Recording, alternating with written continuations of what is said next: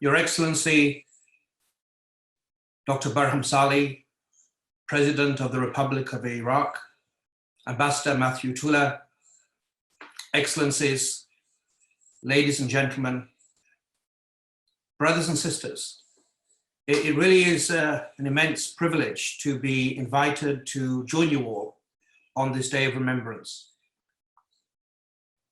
Many speakers have highlighted what a somber occasion it is. It's a somber occasion, it's a painful occasion, and it's also an heroic occasion. The remarkable fortitude that you, the Yazidi people, have displayed will be written large in the annals of history, in the annals of different religious groups that have struggled to maintain their identity and their right to practice and worship freely, without constraints, without reprisal, and with full security. May I start by really applauding Yazda, President of Yazda, Haider Elias, the work also of Murad Ismail as the former executive director, Lin Yu and the Zorvigan Partnership for sponsoring and helping to arrange this event, for the Yazidi survivors groups, Farida, who always eloquently and powerfully brings a spotlight to a continuing injustice. It is important to recall that whilst the crimes took place 6 years ago, they are continuing. We're not talking about a historic crime as if everything is now looking at recovery and psychosocial support. Families still feel bereft. I have met survivor after survivor, and I am incredibly moved. Lawyers even have emotions and must have emotions. We're moved. When I went to Kanki camp just a couple of months ago, I think March, just before the COVID restrictions, and I spoke in Kanki camp to one rape survivor. The story she could tell was chilling. And yet her concern was not one of pity for herself. It was a simple request that we must heed, that where is my sister? Where is my mother? And numerous Yazidi families today are waiting to know the fate of loved ones, those that may be dead to find out where they are buried, those that are missing to find out where they are and to reunite these divided families.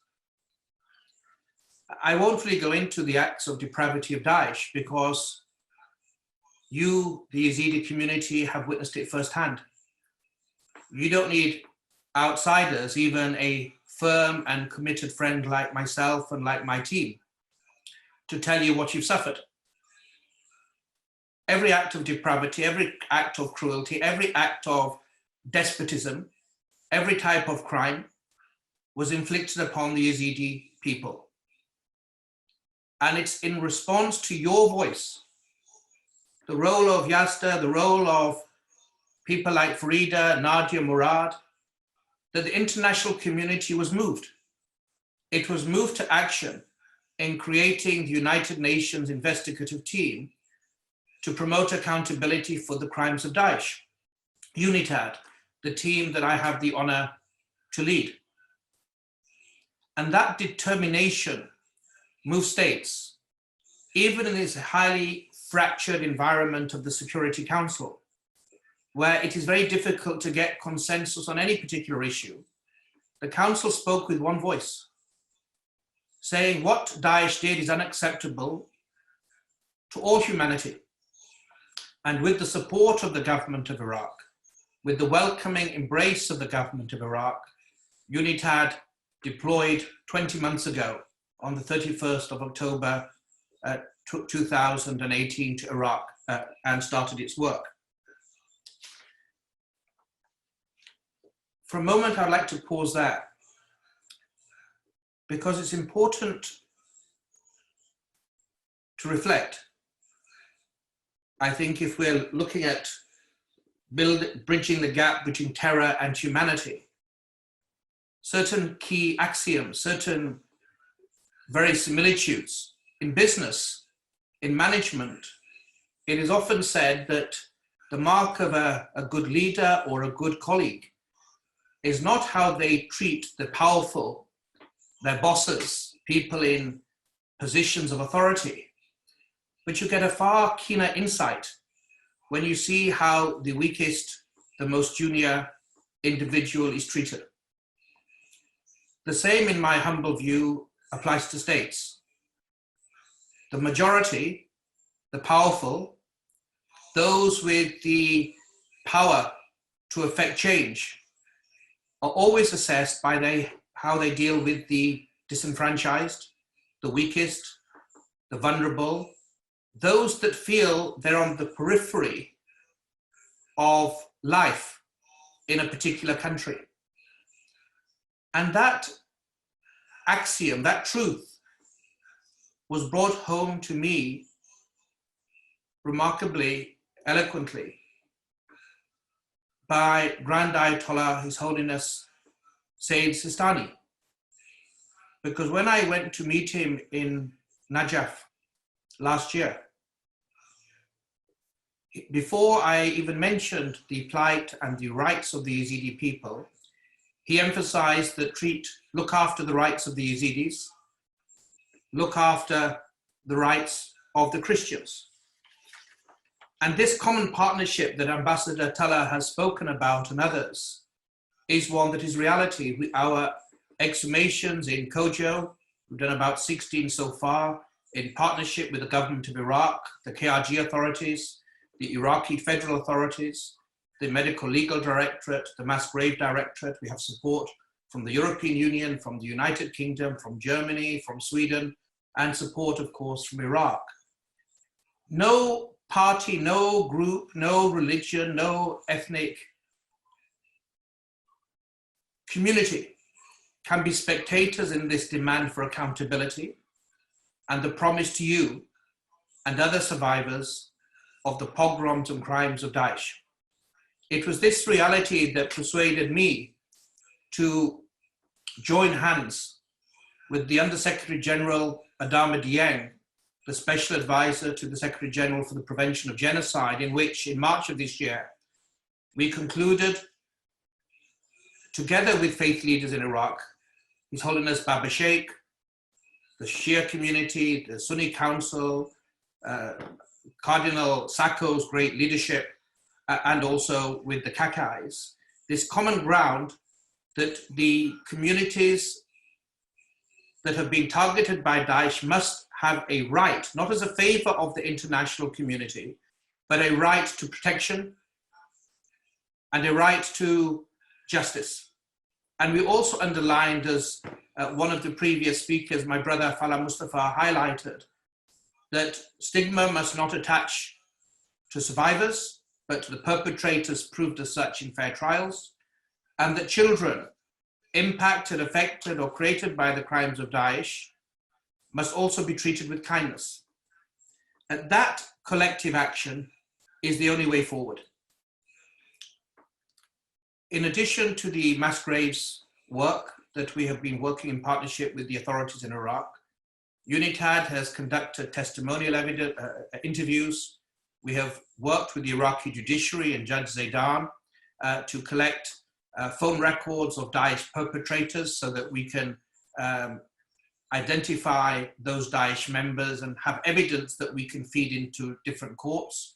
We have modern technology, 3D laser scanners, pictures, photographs, and videos, so that a record can be created that will stand the test of time. And we have also started, and it will be rolled out more broadly, an app that one can put on one's phone, and whether one is in Germany or in Erbil or in Anbar or in Australia, any community who have been targeted by Daesh can give their information that will come confidentially to UNITAD. And that is also going to be an important way, I think, to narrow the gap between us that are investigating crimes and you, who are our clients effectively. You are the community that the Council created us to try to help and ensure accountability for. Not just the Yazidi community, But again, it is the Kakai, the Shabak, the Turkmen, the Shia, the Sunni, the Christians, or anybody who refused to bow his or her head to the contorted criminal despotism of Daesh were targeted. His Excellency Barham Saleh, in his leadership, Iraq is fortunate because our mandate that the Council unanimously gave is not for acts of terrorism. It is for acts that may constitute international crimes, namely genocide, crimes against humanity and war crimes. And I welcome and support His Excellency Barham Saleh's initiative last year to present a draft bill towards Parliament. And I've had discussions with Member of Parliament Saeed Khida and other actors in Iraq. And it is my hope and it is my prayer that when Parliament resumes in September or October, this bill can be judicially considered. Because one thing is certain, what happened at the hands of Daesh in Iraq were not isolated acts. They were not sporadic acts of terror. There is a clear basis to conclude that international crimes may have been committed, and correct labeling is important. It's important to you to be properly recognized what befell the Yazidi community, as it's important to recognize what befell other communities. But it's also, in my respectful view, a very eloquent and powerful statement of intent. If we do not acknowledge what took place, we're not going to prevent it. All the hope of reconstruction, security and stability is necessary. And you would have heard the words, the water, the schools, the hospitals, that the international community is trying to assist with in rebuilding Sinjar. But I think what is needed is more than that.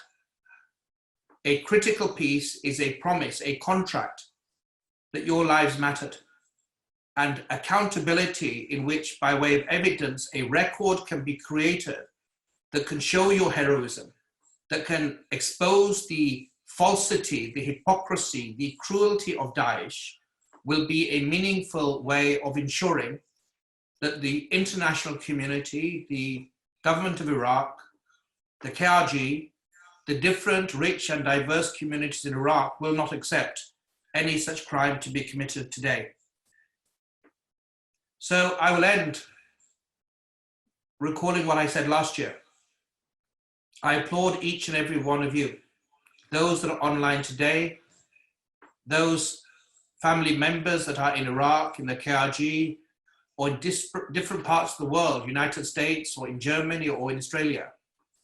I applaud and with amazement, in fact, the courage of those individuals who are no more, because they refused to abandon their belief at the hand of a gun. And your survival, your existence, is the most eloquent repudiation of Daesh. Your existence, the event today, is the most eloquent act of defiance, because to the extent there was an attempt to wipe out, to silence, to decimate your community, that has failed. So I wish each and every one of you safety, serenity, peace, and justice. We can only do that if we are united. So today and tomorrow, there will be a number of events like this, remembering what took place. The greater challenge, the greater imperative in my view, is we do not forget next week or next month, and we take concrete steps to ensure that those criminals are subjected, by way of evidence-based trials, fair trials that stand the test of time. Thank you so much for the opportunity to speak today.